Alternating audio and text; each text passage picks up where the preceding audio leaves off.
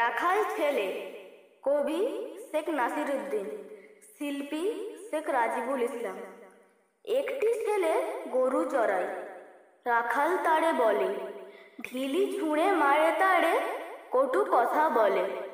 মনের দুঃখে রাখাল যখন পালিয়ে গেল দেশে, গরুগুলো রোদন করে, দুধ নাহি দেয় শেষে।